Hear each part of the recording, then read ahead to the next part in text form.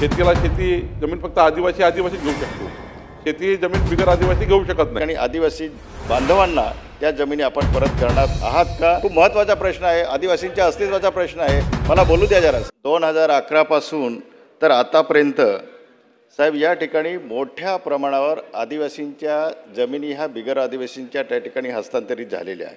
या ठिकाणी बिगर आदिवासी व्यक्तीस हस्तांतरांचा महाराष्ट्र जमीन महसूल अधिनियम कलम 1966च्या कलम 36 व 37 नुसार त्या ठिकाणी निर्बंध घालण्यात आलेला आहे.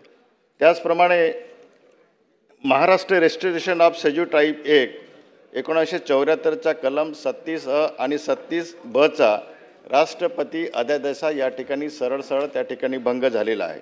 36 कलमनुसार आदिवासी व्यक्तींनी मिळवलेली जमीन गैर आदिवासीला त्या ठिकाणी विकता येत नाही किंवा हस्तांतर झाल्यास जिल्हाधिकाऱ्याची किंवा शासनाची पूर्व परवानगीशिवाय घेता येत नाही.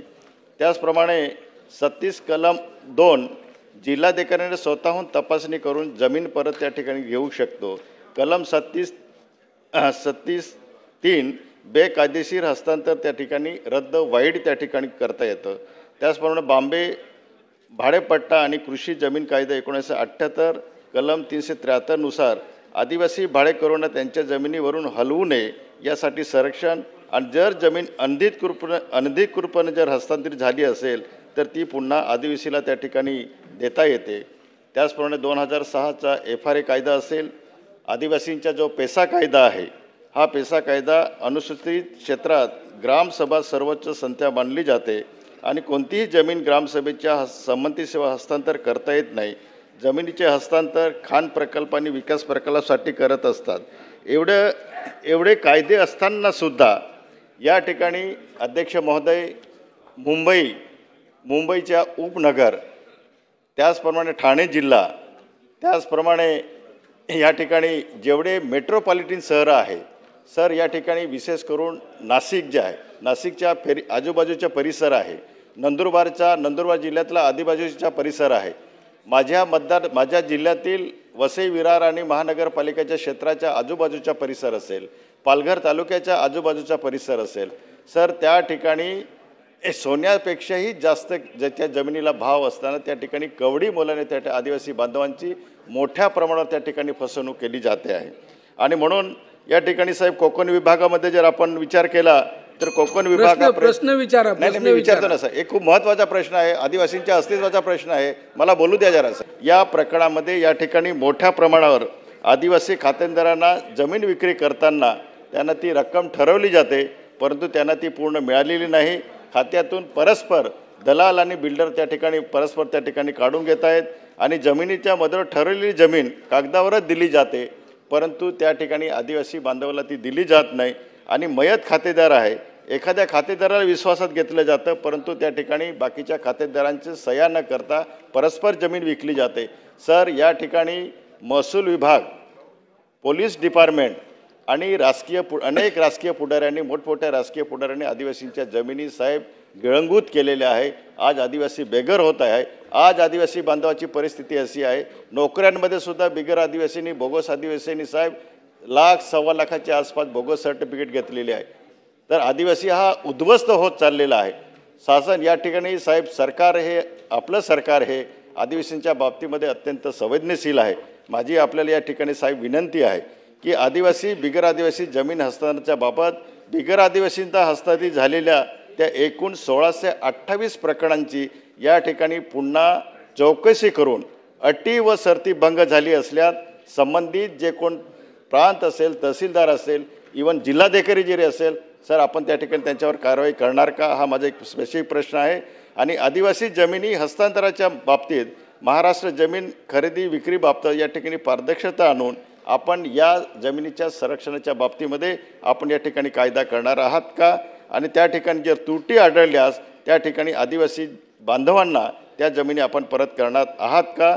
आणि हा संपूर्ण व्यवहारामध्ये या ठिकाणी सर आपल्याला तपासणी करण्यासाठी या ठिकाणी तहसीलदार तपासणी करतो की त्यांना योग्य प्रकारे पेमेंट मिळालं किंवा नाही, किंवा शासनाच्या अटी आणि शर्ती राहून सेल परमिशन घेतली किंवा नाही, ह्या सगळ्या अटींची तपासणी तहसीलदार करतो. त्याऐवजी सर माझी आपल्याला विनंती आहे की जिल्हाधिकारी या दर्जाच्या अधिकाऱ्यांची त्या ठिकाणी आपण नेमणूक करावी. आणि सर या ठिकाणी ठाण्यामधलं जे येऊरचं प्रकरण आहे साहेब, हायकोर्टाने सुद्धा आदिवासींच्या बाजूने निकाल दिलेला आहे, सुप्रीम कोर्टाने आदिवासींच्या बाजूने निकाल दिला आहे.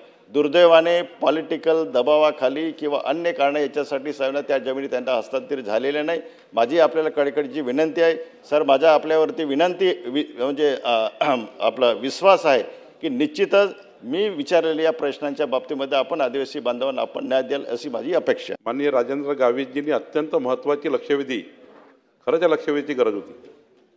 खरं तर या ठिकाणी त्यांनी, आता मी त्यात जात नाही, त्यांनी संपूर्ण कायद्याचा उल्लेख जो मी करायला पाहिजे होता तो तुम्ही अभ्यास पूर्ण केला आहे, त्यामुळे आता मी त्यात जात नाही.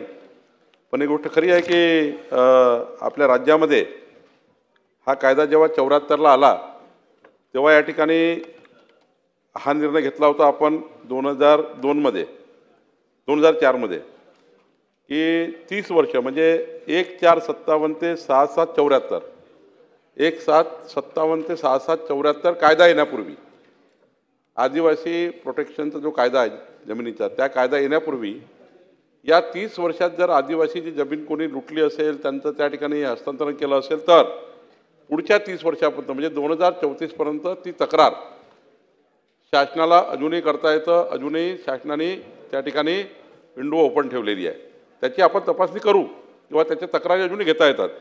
परंतु आपली मूळ मागणी जी आहे की तसं 2021-23च्या काळामध्ये हा प्रश्न आला होता, त्या काळात 617 आदिवासी ज्या बिगर आदिवासी लोकांनी त्या ठिकाणी जमिनी घेतल्या होत्या त्यापैकी 404 जमिनी परत केल्या आणि 213 प्रकरणं जिल्हाधिकाऱ्याकडे आता आहे, त्याची यादी शासनाकडे आहे, आपल्याला मी देणार आहे. परंतु आपला मूळ प्रश्न आता असा आला आहे की आपण संपूर्ण 2011 ते 2025पर्यंत या संपूर्ण काळातले 1628 प्रकरणं आपण सांगितले. या प्रकरणाची जे आपण कोकणातले 732 वगैरे वगैरे जे काही सांगितले आहे, तर याची जे 1628 प्रकरणाची कोकण विभाग आणि सर्व विभागाच्या विभागीय आयुक्ताच्या मार्फत, आपण तहसीलदार कलेक्टर सांगितलं, मी विभागीय आयुक्तामार्फत हे 1628 प्रकरणाची विभागीय आयुक्तामार्फत संपूर्ण चौकशी लावून पुढच्या 3 महिन्यामध्ये हे जे चुकीचे हस्तांतरण झाले असतील, धमकावून झाले असतील, त्या ठिकाणी प्रलोभन दाखवून झाले असतील, त्या सर्व हस्तांतरणाबद्दल आपण त्या ठिकाणी संपूर्ण चौकशीचा पुढच्या अधिवेशनापूर्वी राजेंद्र गावित साहेब आपण या ठिकाणी आपला रिपोर्ट सादर करू. आणि तुम्ही जे दुसरं सांगितलं की जो आता याची तर जे हस्तांतरणाचा नियम आहे फार कडक आहे, सुप्रीम कोर्टाचे निकाल अत्यंत कडक याच्यामध्ये आहे, तर याच्यामध्ये तसं तर आपण 36 बाबी तपासल्याशिवाय ते आपण फक्त बिगर शेती, वाणिज्य आणि इंडस्ट्रीयल ज्या जमिनी आदिवासी बिगर आदिवासी करतो, शेती या जमीन तर करतच नाही, करू शकत नाही. शेतीला शेती जमीन फक्त आदिवासीच घेऊ शकतो, शेती जमीन बिगर आदिवासी घेऊ शकत नाही.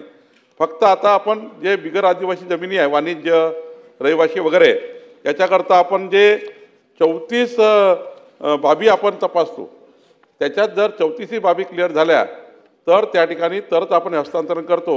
आता आपण जे हस्तांतरण करतो, पण तरीही जे तक्रारी शासनाकडे येतात, तुमच्याकडे येतात, आपल्याकडे येतात, माझी या ठिकाणी सर्व आदिवासी भागातील सर्व आमदारांना विनंती आहे, या ठिकाणी सर्व आदिवासी शेड्यूल ट्राईब भागात निवडून आलेले तुमच्या भागात 26ही त्या ठिकाणी मंत्री बसले, आदिवासी विकास मंत्री, त्यांनाही माझी विनंती आहे की आपणही सर्वांनी त्यात लक्ष टाका आणि शासनाला तुम्ही अजून काही जर असे हस्तांतरण झाले असतील 26 ते 28 प्रकरण तपासूच आपण, पण अजून जर काही वाटतं तुम्ही शासनाला सांगा, विभागीय आयुक्त संपूर्ण चौकशी करेल आणि पुढच्या अधिवेशनापूर्वी आपण हा संपूर्ण रिपोर्ट या ठिकाणी आपल्यासमोर सादर करू.